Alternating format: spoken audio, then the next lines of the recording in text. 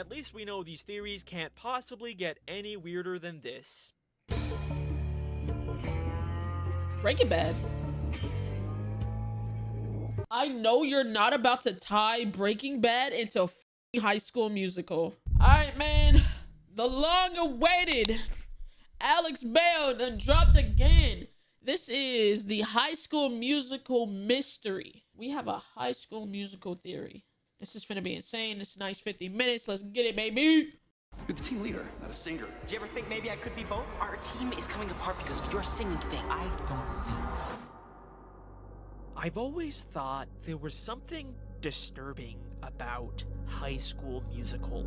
I know that sounds strange because these movies were made to be anything but disturbing. They are the quintessential cheesy Disney Channel originals where everyone is always smiling and singing, and the biggest conflict is whether Troy will play basketball or sing in a musical. They are by no means disturbing films. But if you really think about it, you'll notice these movies all have a very strange contradiction. These are musicals where the characters are singing and dancing about the fact that they don't want to sing and dance. Hip-hop is my passion. Okay. Yeah, you're right. You're absolutely right. I love to pop and lock and jam and break. No. There are scenes where Chad tells Troy he shouldn't sing, immediately followed by Chad suddenly breaking into a giant choreographed song and dance. So dude, you know that school musical thing? Is it true you get extra credit just for auditioning? Who cares? You ever think LeBron James or Shaquille O'Neal auditioned for their school musical? I gotta get my head in the game. There's even a song called I Don't Dance that Chad sings while he's dancing. It's a really weird contradiction that's always kind of creeped me out for some reason. It almost gives you the impression that these characters aren't in control or are aware of what their bodies are doing. Wait. But obviously, we're not really supposed to question the logic of these songs, because that's just kind of how musicals work. These are just fantasy, non-diegetic songs that only we, the audience, can see. There's nothing strange about them. So I tried my best to just ignore the creepy feeling I got from these movies, but the more I rewatched them, the more I couldn't deny that there was something very wrong with the students at East High. I believe that behind the smiles and the singing is a very dark secret about this school. A secret that the filmmakers intentionally hid within these movies 17 years ago that today I intend to solve. 17 years is crazy. The High School Musical theory. Okay, talk to me. I need to see what you cook up here. So, what exactly is happening when the characters in these movies sing? I'm not talking about when they're performing on stage in front of a crowd. I'm talking about when the characters are in the school hallways or the cafeteria, and suddenly, without any warning or explanation, the entire school breaks out into a highly choreographed musical number and then just moves on from it like nothing ever happened. Seriously, guys. This summer I gotta make bank. Like, that's such a weird shot. The dead ass, when you think about it, these niggas just finished singing and dancing. All right, and then y'all just stop, you know? what's really going on here? Are the characters aware of the fact that they just sang an entire song? Was this an impromptu flash mob that they planned? No, obviously not. We're supposed to assume that these are just fantasy sequences that only we, the audience, can see. Or that's what I originally thought. But then I took a closer look at these musical numbers and I started to notice a very strange pattern. In the first High School Musical, Gabriella is the new girl at school, and the first time she experiences one of these spontaneous musical numbers is in the Stick to the Status Quo song in the cafeteria. She wasn't a part of this one. Hold up. He might be cooking a little bit. Cause now that I remember, she's walking around with her plate looking crazy. Like why are they singing and dancing? So she's aware that they're singing and dancing, but they're not aware that they're singing and dancing. That's a little okay. You cooking, you chefing. Now, Gabriella doesn't enter until about halfway through the song, but she has a very interesting reaction to it. Like, what the fuck is happening?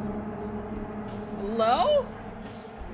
Unlike everyone else, Gabriella doesn't join in. Instead, she seems very confused and disoriented by what's going on. She's honestly reacting like how you or I would if we suddenly saw our entire school singing and dancing without any explanation. Okay, but maybe she's just nervous about people staring at her or something. This doesn't necessarily mean she's actually aware of this fantasy song. But this isn't the only time where something like this happens. In High School Musical 2, when Troy starts dancing in Work This Out, look at everyone's initial reaction. You're looking like, the fuck? You're dancing? Why the fuck are you dancing right now? For a moment, they're all like, whoa, why the hell are you dancing, Troy? At first, they are confused by the nature of these spontaneous songs before they all magically join in too. And if you still don't think that this is weird, then let me show you one final example that can't be explained away so easily. An example that legitimately creeps me out every time I see it. High School Musical 3 once again has another big cafeteria musical number with Sharpay and Ryan. Imagine having everything we ever dreamed. Don't you want it? Maybe. Can't you see it? Kinda. And there's initially nothing strange about it. Until when the background students suddenly join in on the song without any explanation. Look closely at Ryan's reaction.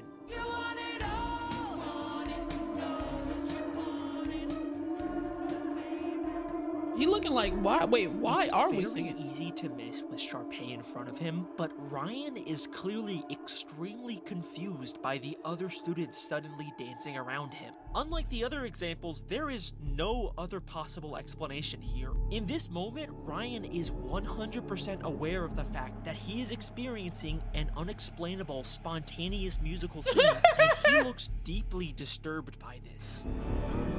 He's like, wait a minute.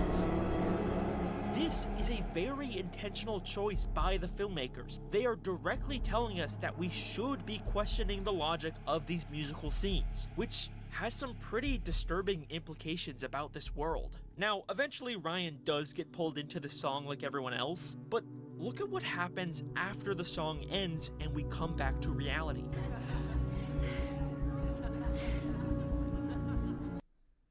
Oh my God. It's like they were in a daze or something. And they came out the daze like, yo, why was I just dancing? Why was I just singing? Oh my God. It's ours, Ryan. Not only are they both still posing and out of breath, like they did actually sing that entire song, it wasn't just something that they imagined, but also look at Ryan's face.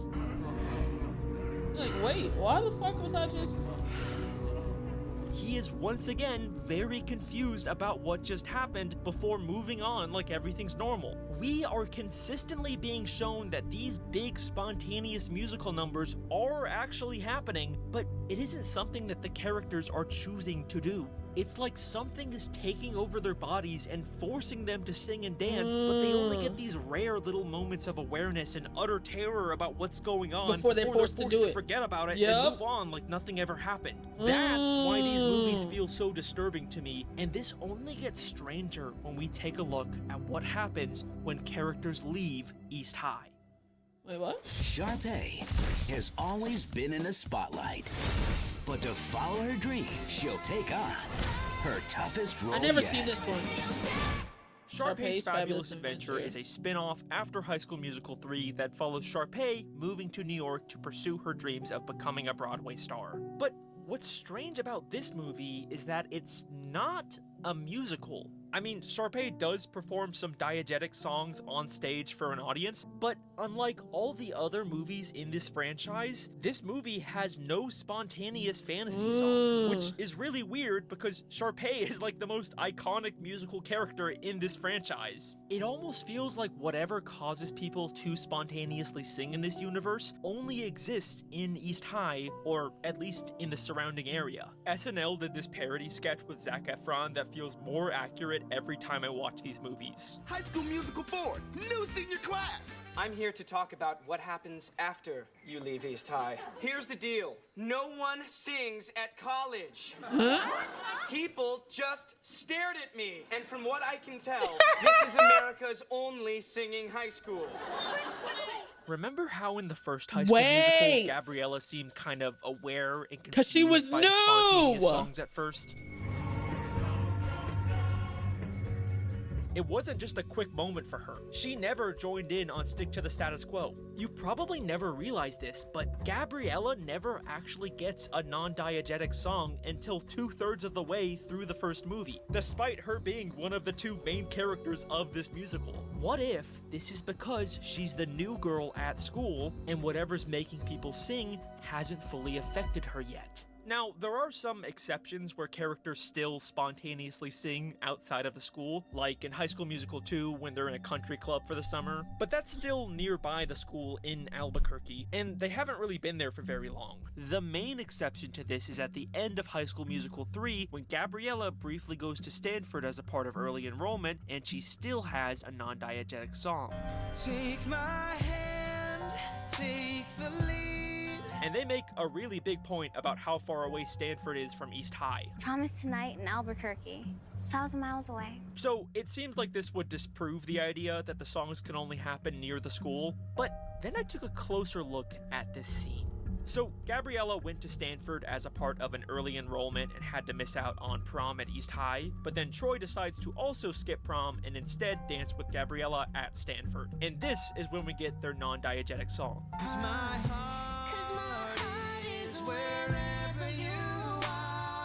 But during the song, they're both briefly transported to East High's prom with all of their friends. Now, obviously, this is just supposed to be a fantasy cutaway. They aren't actually back at the school. Stuff like this happens all the time in the musical numbers from these movies. These are all just imaginary fantasy sets. It's kind of like Troy and Gabriella are imagining they're back at East High and are incorporating things from their real-life surroundings into the fantasy. But if that's true, then why can we already see the exact same stone pillar set 30 minutes ago at East High? Wait, what? This was not part of some fantasy scene. They clearly actually built this set at East High. And this was before Gabriella even decided to go to Stanford early. But then why can we see the fantasy pillars backstage? Because in the Stanford song, the East High prom part isn't the fantasy. Stanford is. Gabriella never actually left East High. Wait, what? We have shown time and time again that these spontaneous musical numbers can cause vivid fantasy hallucinations of other places. So I think that whatever's causing Gabriella to break out into song also caused her to hallucinate going to Stanford, when in reality, she never actually left. You might be ready to say goodbye to East High, but East High's not ready to say goodbye to you. This honestly makes more sense than Troy being able to drive all the way to Stanford and back in time for the school musical with his piece of shit car that's constantly breaking down in this movie. I'm pushing. Push harder. Free. And if my truck falls apart because I'm spending all my free time on stage, it's all your fault. It does make more sense. It literally does. It literally does make more sense. Because, like, 1,000 miles, you took that hunk of junk 1,000 miles. That motherfucker's not making it 100. That motherfucker is not making it that far at all.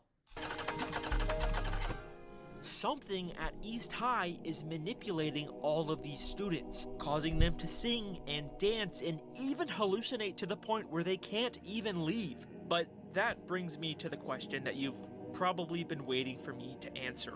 What exactly is causing all of this? Why does this school seem to have this strange power over all of the students? And to be honest, for the first time ever in one of these videos, I don't actually have an answer for you.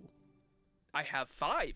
Yes, I have come up with 5 different possible explanations for the strange phenomenon going on at East High. For the first time ever, we are doing an official Alex Bale theory iceberg, and you get to decide which one you like the best. And I'm going to be sharing each of them with you in order from sort of tame and realistic to completely batshit insane, crazy, and stupid. Some of these are going to be a little more in-depth than the others, and some of these are just going to be kind of fucking crazy, so, you know, just mentally prepare yourself for that. Without further ado, starting with the very tip of the iceberg, here is the most boring, tame, believable theory I can come up with.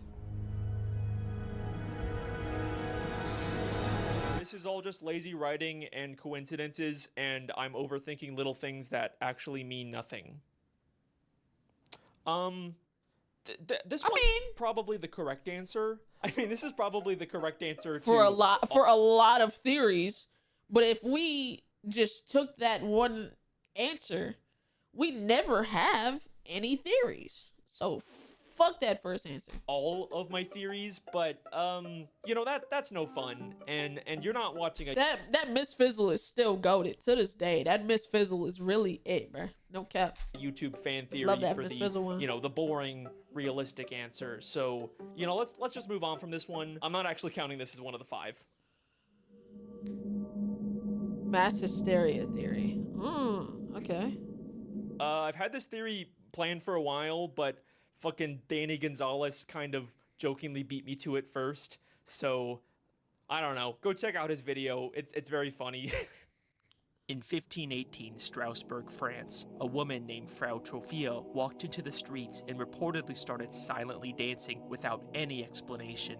Soon, other people began to join her, and over the next couple of weeks, hundreds of people all began uncontrollably silently dancing with no explanation or way to stop. Many collapsed from exhaustion, and some even reportedly died from heat stroke. This became known as the Dancing Plague of 1518, and it is believed to be one of the most infamous cases of mass hysteria in history. The leading theory behind why this happened is because of extreme stress from famine and diseases at the time, but mass hysteria is something that still happens in many different forms to this day, even to students in high school. Could mass hysteria be responsible for dozens of high schoolers' unexplained hiccups? Health officials say 12 girls from Leroy Junior Senior High School have exhibited similar symptoms. A doctor treating them says they suffered from conversion disorder, a very real condition resulting from trauma or stress. In the Leroy case, most of the sufferers attend the high school and junior high school there. So maybe it's as simple as the stress of being in high school and the pressures of conforming to the status quo was enough to cause a mass hysteria at East High that resulted in students spontaneously breaking out into song and dance. I think this is a very plausible explanation for what's happening in these movies, and it really ties in well with the core conflict these characters are facing. And if mass hysteria is this low on my iceberg, then you know these next theory number 5 gotta be insane, bruh.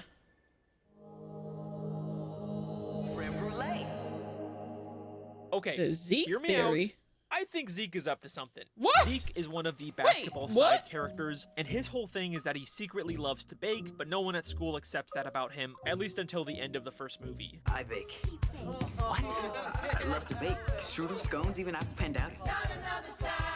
There's not a ton to his character. He's just kind of the funny food guy. He's always giving people stuff he baked. I baked these fresh today. A pie. I baked you some cookies. Hey, ladies, you guys want a cupcake? But the ones he was baking that whole motherfucking time. Okay. Strange thing that I noticed about Zeke is his relationship with Sharpay. He loves her. So Zeke has a crush on Sharpay, and he tries to ask her out. Hey, Sharpay. Well, I just thought maybe you could watch me play ball sometime or something. And she fucking hates him. I'd rather stick pins in my eyes. Evaporate, tall person. But then he bakes her some cookies, and she suddenly has a very different reaction. These cookies are genius. The best things I've ever tasted. What's he putting in those cookies? Okay, whatever. That's kind of weird, but you know, it's just. It is a stretch, but, hear me out. Women are easy. I'm not gonna lie. A lot of women are easy. If you know how to cook, you're cooking. You know what I'm saying? Not gonna lie. I'm gonna be honest. Am I wrong? If you know how to cook, you cooking. You know what I'm saying? If you know how to bake, you baking in that motherfucker. You know what I'm saying? Am I wrong? Ladies? Am I wrong? Just a typical Disney Channel gag. But then, by the next movie, Sharpay completely forgets about Zeke and moves on to being obsessed with Troy. Troy, Sharpay. Troy. But then Zeke gets a job as a chef, and he's really excited to be working near Sharpay. Chef Michael's gonna teach me the art of Austrian flake pastry. And Sharpay's gonna be where I work every day. I think we can assume he's probably giving her food again. And then, at the end of High School Musical 2, she's kind of all over him again. Girl. There's potentially a pattern here. Then, in High School Musical 3, there's a deleted scene where Zeke is gonna ask her to prom, and once again, he's planning on bringing her more cookies, but then Jason takes them away, and all of a sudden, he seems kinda nervous. Yeah, she's gonna listen to me, and listen good. You got this. Now give me the cookies. You don't need these. Go on, get in there. No, you're empowered. You got these. No. Zeke seems to really believe that the cookies said, are "Nah, I need necessary this, I to need get this." Sharpay to go to prom with him. And it turns out he doesn't need them, but the very first thing Sharpay says is, "Hey, Sharpay." Zeke, cookies? Huh. Oh, she's tweaked out over them motherfuckers. Hold on. He might have put something in them bitches. I ain't gonna lie. He might have put a little something in that motherfucker. I can't count. Cookies? That's the first thing she said? Bruh. I might be a little wrong, chat.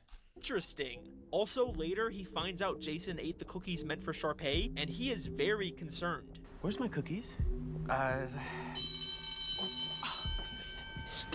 You ate all the cookies?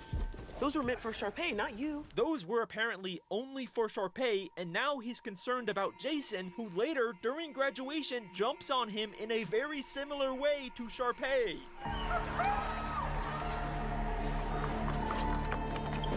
Those were meant for Sharpay, not you. So, what exactly is Zeke putting in these cookies? And look, I'd be willing to just call this a weird running gag with some maybe uncomfortable implications, but it's not just Sharpay that Zeke manipulates with his cooking. In the first movie, all the basketball boys sort of trick Troy and Gabriella into breaking up, and later they feel bad about it and decide to confess what they did to Troy. Gabriella won't even talk to me. And he said, I baked some cookies. We do. But look at what Zeke does first. I baked these fresh today. You probably want to try one before we tell you the rest.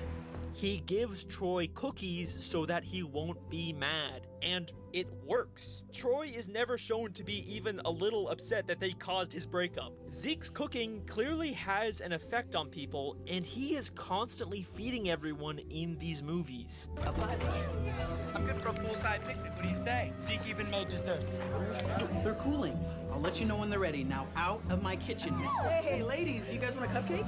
I bet you those cookies that are always left out in Troy's house were made by Zeke. There's even this weird offhand mention from Troy in the first movie about having trouble remembering the previous night. Do you remember the night before? No, not at all. All I remember is like pink jelly. And he says the only thing he can remember is pink jelly. All I remember is like pink jelly. Which, I don't know, kind of sounds like something Zeke could have made him. I love to bake. Strudel scones, even apple pandata. What if Zeke is putting something in the food that's causing all the strange behavior we see at East High? But wait, why would Zeke want the entire school to be constantly breaking out into song and dance? Well, what do these songs ultimately accomplish? The songs allowing people to be themselves and allowing them and telling them, yo, we should maybe let Zeke bake. He liked to bake. And then, hey man, hold on. This theory might cook a little bit. To express their inner truth. It causes Troy to realize he wants to be in the musical. Why am I feeling so wrong? My head's in the game, but my heart's in the song. It causes everyone to break out of the status quo and ultimately accept their fellow students for who they are. But inside I am stirring, something strange is occurring. It's a secret I need to share. Which allows Zeke to finally be able to be accepted as someone who wants to bake. Or a jock can cook up a mean creme brulee. Yes, I think the entire reason for all the craziness going on at East High is because Zeke is drugging people with his cooking to make them more accepting of him as a baker. Someday I'll make the perfect creme brulee. I know that this is a really insane idea that has some admittedly uncomfortable implications, but you gotta admit there is a surprising amount of evidence for it. Yeah. I could not bring it up. I feel like there might be another theory that can, be a little bit more, that might stick a little harder for sure. Pause. But that's not a bad one. That's not a bad little theory right there. It's not a bad little theory. Well, at least we know these theories can't possibly get any weirder than this. Breaking Bad. I know you're not about to tie Breaking Bad into fucking High School Musical. Okay. For sure. For sure. Okay, don't piss wait. me off. Just hear me out. Breaking Bad is a dark, my God. gritty crime drama about a chemistry teacher teaming up with one of his former students to build a ruthless drug empire. High School Musical is a movie for babies about Troy trying to decide whether he wants to play basketball or sing in a musical. These are very different. You could not find two pieces of media more polar opposite than High School Musical and Breaking Bad. Don't piss me off. Apart from maybe Blue's Clues and Law & Order. But what if I told you that they actually exist in the same universe? Yeah, They Albuquerque. both take place in Albuquerque, New Mexico. They both came out in the mid to late 2000s. And they both heavily feature a high school.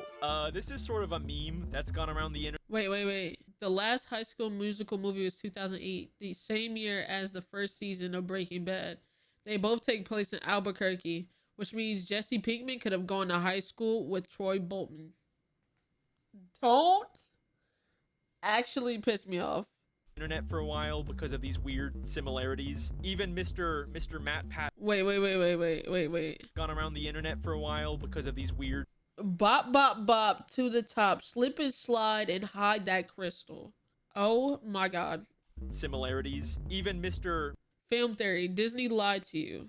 Oh my God. Mr. Matt Pat Film Theory, before he retired from YouTube, tried to make a theory about it. And you know, as hard as I tried, I couldn't figure out how to prove that High School Musical was in the same universe as Breaking Bad. Yeah, I'm pretty sure that's actually the reason why Matt Pat retired. It was just the one theory he could never crack. Hey, if you can make an airtight connection, let me know, because that would be the best theory ever. Well, okay, Mr. Game Theory, I accept your challenge. Let's see if we can avenge your death.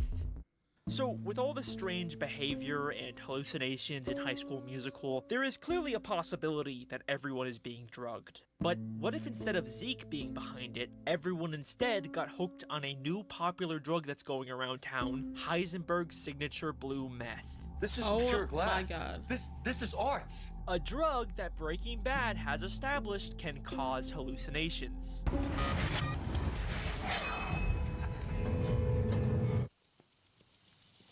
And here's something I bet you never realized. Don't piss me off, because if this shit actually sticks, bro. If this shit actually sticks, bro. Oh my God. Breaking Bad is also technically a musical.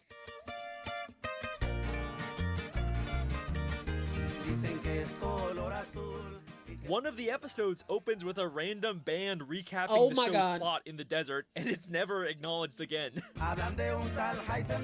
So yes, technically, we can also call Breaking Bad a musical. Gabriella is also referred to as a freaky genius. I don't want to be the school's freaky genius girl again. And is shown doing lots of chemistry with blue liquids, and is even shown teaching chemistry using blue rocks. Okay, wait, little connections. None of this really definitively connects these two worlds. It's gonna take more than that to avenge Matt Pat. Well, let me ask you a question that you've probably never really considered. What is the musical in High School Musical actually about? You might be surprised to hear that we never actually get to see the school musical that Troy... We didn't! Wait, we actually didn't. They were fucking auditioning. That last one was still an audition for the part. We never saw the actual musical that they were auditioning for. What the fuck? What the fuck? Yo, this better not stick. This better not stick. This better not stick. This better not stick. This better not stick. This better not stick. This better not stick, bro. Gabriella auditioned for in the first movie. The movie just literally ends with them at the callbacks. All we really know about the actual musical in High School Musical is that it was written by Kelsey, it's called Twinkletown, and we get to hear a few songs from it. I've been looking for... And you know what? The more I looked into the plot of this musical, the more I began to realize how much it eerily lines up with the plot of Breaking Bad. I know that sounds crazy, but just stick with me on this one. The first song is called What I've Been Looking For, and it's sort of vaguely about two people embracing a new relationship together. I finally found what I've been looking for. You might assume that it's a romantic relationship since it's sung by Troy and Gabriella, but Ryan and Sharpay also auditioned for the same role, and they're brother and sister, so I'm just gonna assume it's more of a platonic relationship. It's hard to believe that I couldn't see you were always there beside me. Wait. It's hard to believe. Stop. Don't actually piss me off. Because this motherfucker's kind of lining up. This is kind of lining up, Chad. Don't piss me off. Don't piss me off. That I couldn't see that you were always there beside me. This is a relationship between two people who knew each other for some time before, but only now do they see each other in a new light. Jesse was Walter's student, who he never really thought much of, until he later found out that Jesse was secretly a meth cook. Honestly, I never expected you to amount to much, but methamphetamine? I didn't picture that. So they decided to partner up. Wow. Wow. I've never had someone that knows me like you do. Jesse is the only person in Walter's life who knows about his secret criminal activities. So lonely before I finally found what I've been looking for. I finally found what I've been looking for. Walter was living a sad, unfulfilling life before he partnered with Jesse. I am an extremely overqualified high school chemistry teacher. I have watched all of my colleagues and friends surpass me in every way imaginable, and within 18 months, I will be dead. But now he's discovered his true calling and finally found the exciting life that he's been looking for.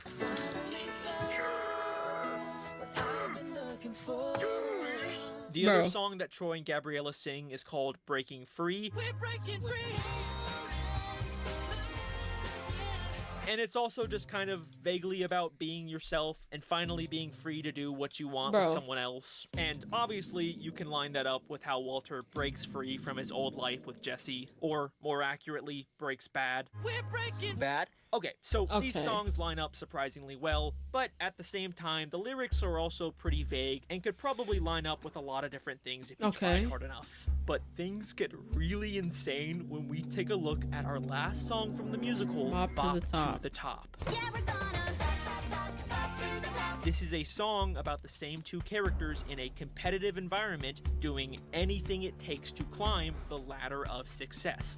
Wow. It takes to climb The ladder of success. This is literally the plot of Breaking Bad. Wow. They specifically describe this competition in a pretty explicitly violent, brutal way. Kicking and scratching.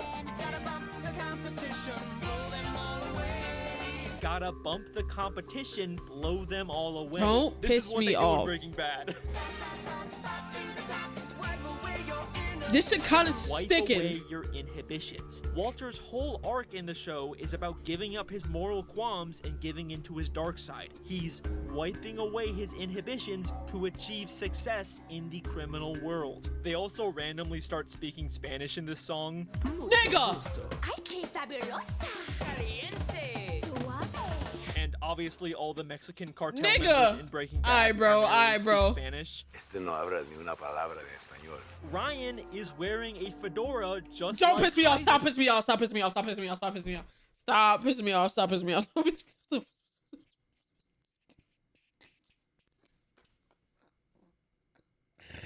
No, the fuck you did it. No, the fuck you did it. No, you didn't. Nigga said he's Heisenberg.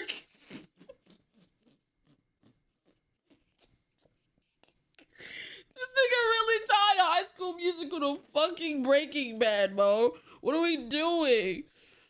Oh my god. Oh my god. And Sharpay is wearing a very blue dress, the signature color of Walter's meth. Oh my god. Heisenberg is dancing with his meth to climb to the top of the criminal world. Twinkle Town is a musical about Breaking Bad. Stop.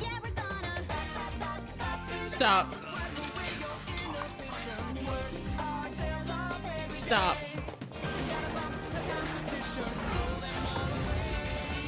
what does this mean in terms of how these universes are actually connected? Maybe Kelsey heard about the legend of Heisenberg, much like that narco corrido band in Breaking Bad, and she decided to secretly write her school musical about it. I mean, if everyone at East High is hooked on Walter's product, then clearly it's a big deal at this school, and it would get more people to watch the school musical.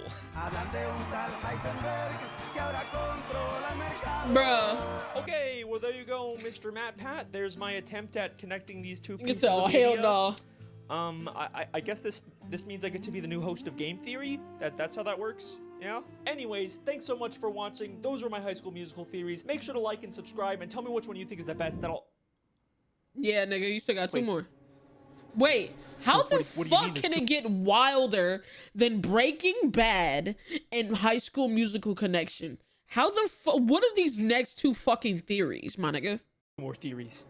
No. You can't possibly get crazier than a Breaking Bad High School Musical theory. That's clearly the limit. You can't get any more insane than that.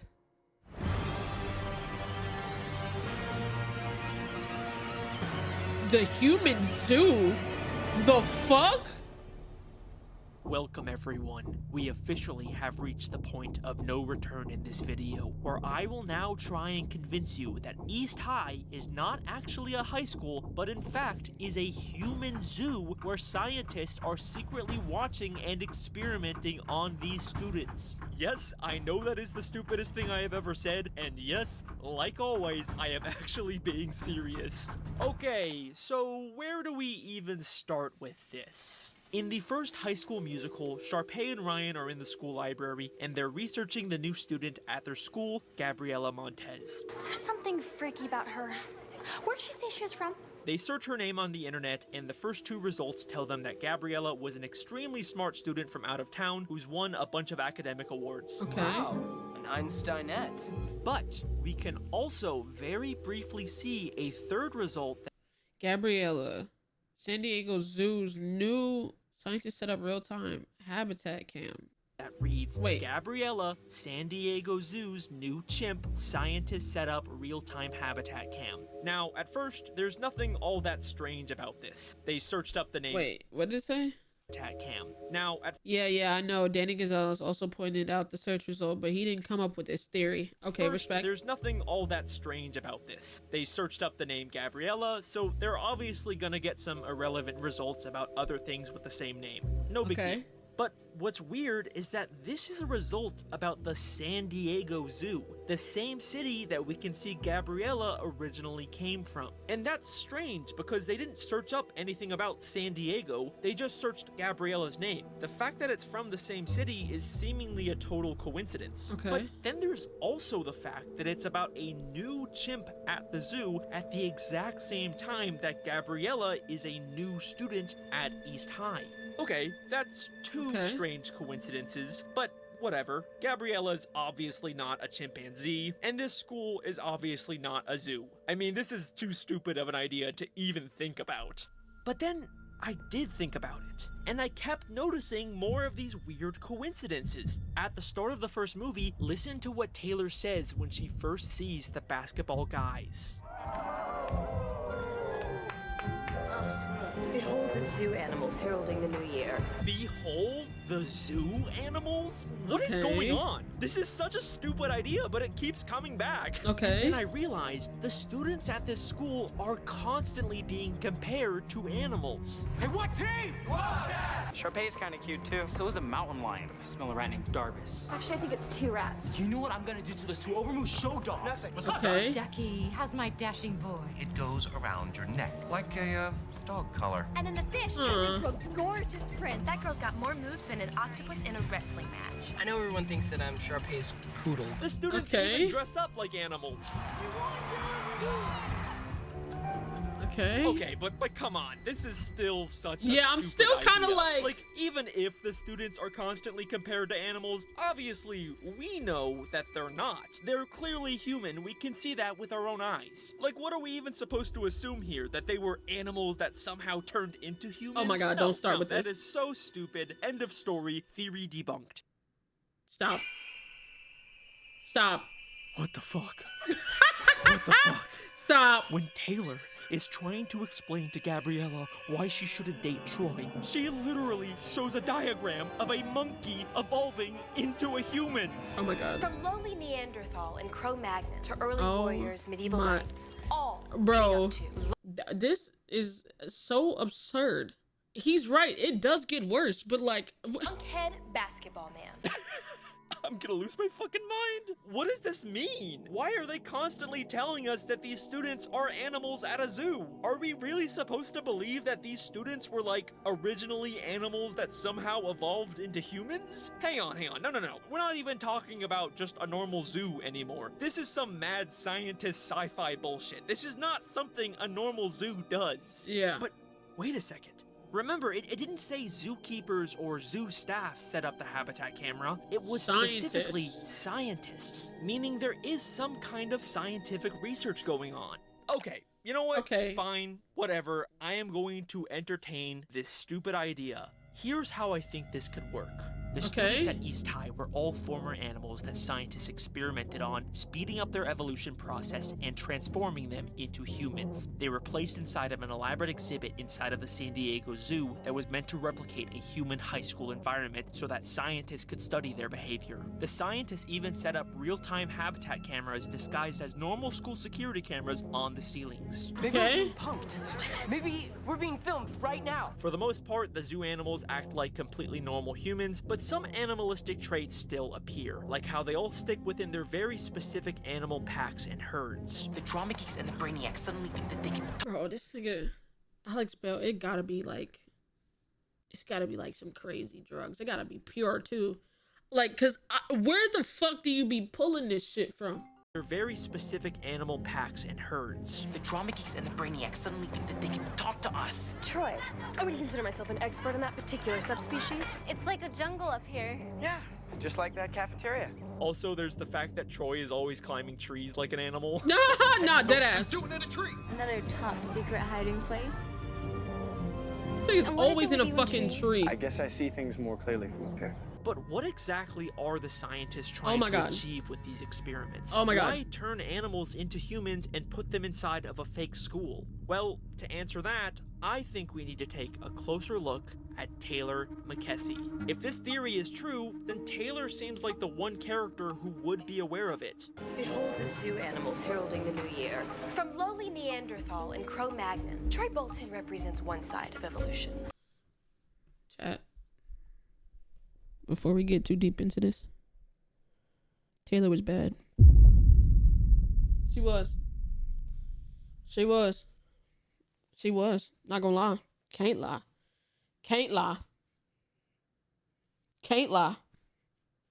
From lowly Neanderthal and Cro-Magnon, Troy Bolton represents one side of evolution. I would consider myself an expert in that particular subspecies. But why?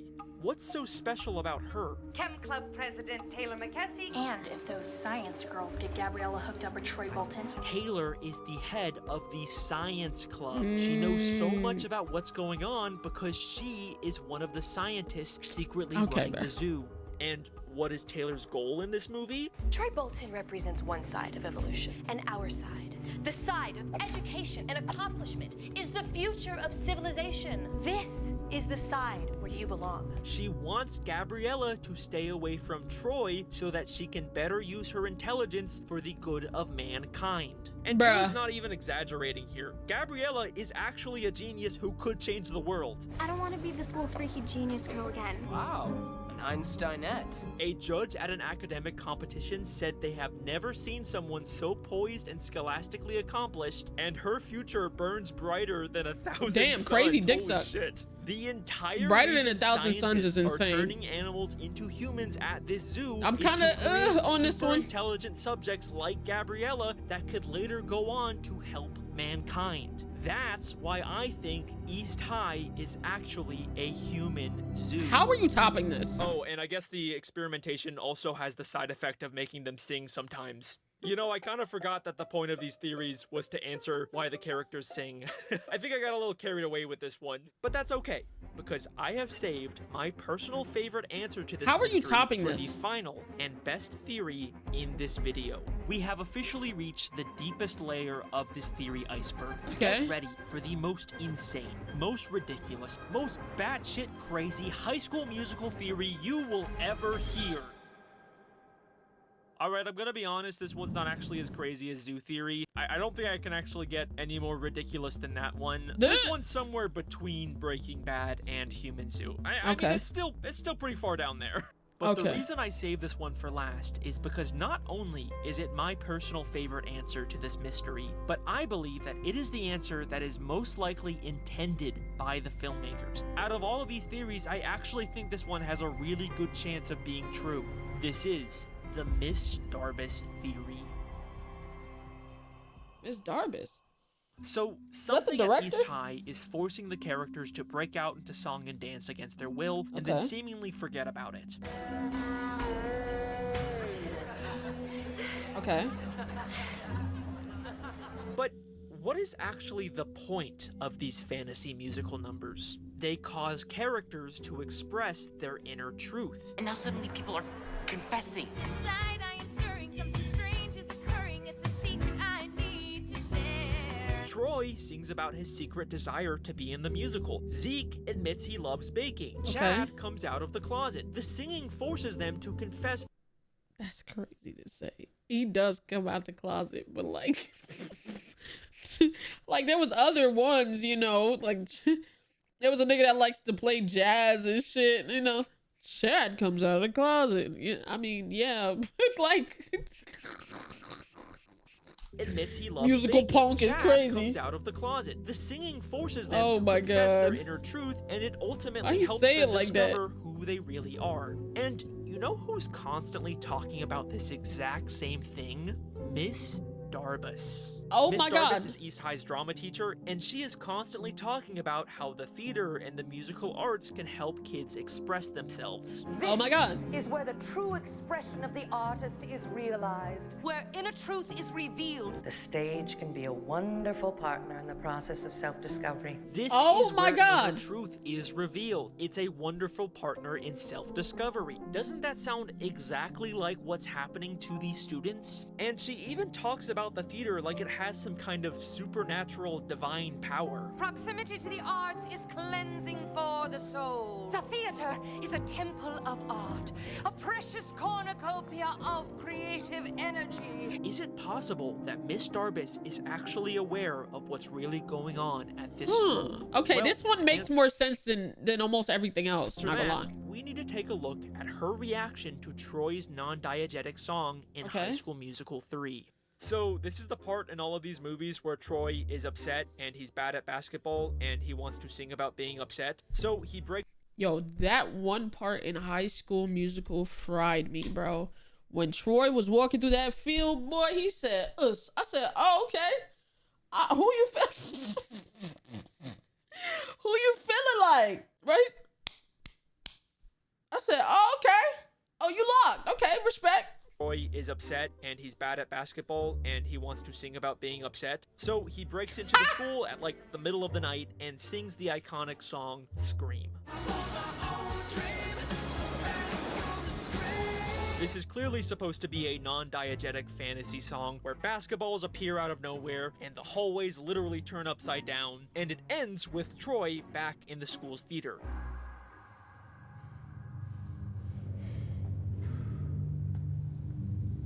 Oh, she can see it.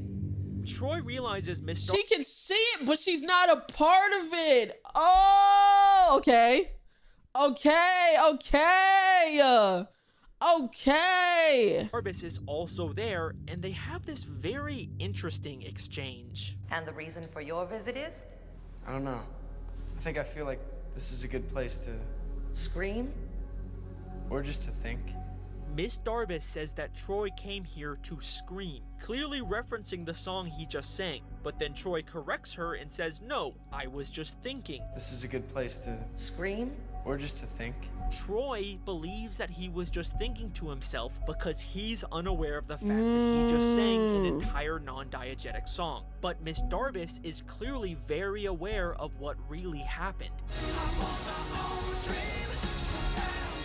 Scream? And she's not confused by it like other characters. She is absolutely aware of what's happening to these students, but why? Who is Miss Darbus really? Well, that's a tough question to answer, because we don't ever really get any of her backstory, except for maybe the occasional vague one-off line. Better to consider opportunities now than in 10 years when life may limit your choices. Better to consider opportunities before life limits your choices. Kinda sounds like she's maybe talking from personal experience. Did something happen in her life that limited her choices? Maybe she wanted to be a Broadway star, but then got stuck as a high school drama teacher. I don't know. I mean, like I said, it's hard to really understand Miss Darbus because we don't ever get to see what her life outside of East High is like. Trust me, I've rewatched all of her scenes many times, and I've never really found anything that was useful. But maybe that's because the answer isn't in those scenes. At 46 minutes and 8 seconds into the first High School Musical, for just a brief moment, we see a wall in the school that has been completely covered in writing. It says things you'd expect, like, "Go Wildcats," "Love the Wildcats," "Carol loves Tammy," all things you'd expect from the students at this school. But there is one thing on this wall that really stands out among the others. Something that legitimately gave me chills the first time I saw it. A drawing labeled Miss Darbus with X's over her eyes. Yo? Now, I could understand a student writing something mean about a teacher they don't like, but this isn't just an insult. This is clearly a drawing of Miss Darbus dead. It feels like some kind of creepy school shooters drawing that really does not feel like it fits in with this very PG weird. Disney Channel universe. I honestly can't think of any reason why they would include this depiction of Miss Darbus dead. Wait a second. When Troy broke into the school at night, why was Miss Darbus there? Right, she was just watching?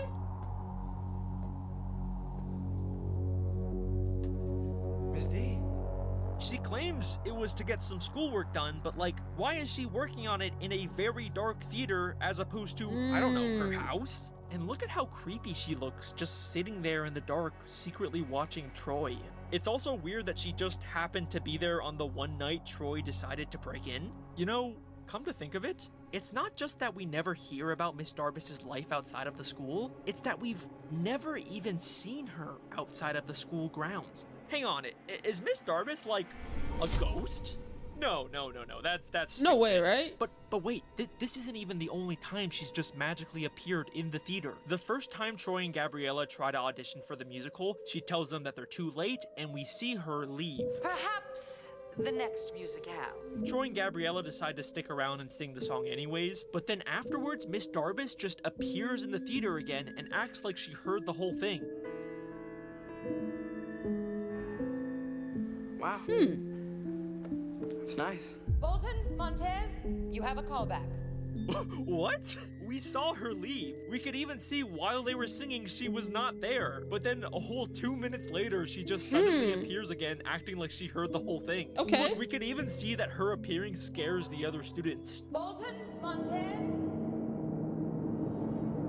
She also has a very similar moment to this in the beginning of High School Musical 3. Well, how much time will it take? Yeah, and what the heck is the show about?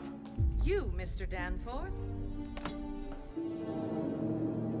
You're like, what the 5 seconds ago, we could see she was clearly not there. My favorite of these moments was in the cafeteria in High School Musical 1. After Gabriella accidentally spills her lunch on Sharpay, she just suddenly appears again. You do not want to get into that, man. What is going on here? It's like a jump scare. Bro, she really do just be Life appearing. Limited Miss Darbus's choices. She's always at the school, always suddenly appearing out of nowhere. There's a drawing of her dead. She even talks like she's from a much older time. Perhaps the most heinous example of cell phone abuse is ringing in the theater. Hold on. What temerity. And she hates any new modern technology. Was that a cell phone? No, ma'am, that was the warning bell. This perfectly explains why Wait. everyone seems to have Now, this this one might hit supernatural more. musical spell over them that only she is aware of. Miss Darbus is a ghost that is haunting East High, and she is forcing these students to sing about their inner truth in order to help them discover who they really are. But let's hang on a second. Okay. The High School Musical franchise is just a bunch of grounded movies about kids in high school. There are no explicit supernatural elements in them. I don't think I can honestly claim that there's this secret, intentional, underlying message about ghosts haunting the schools in these movies. What?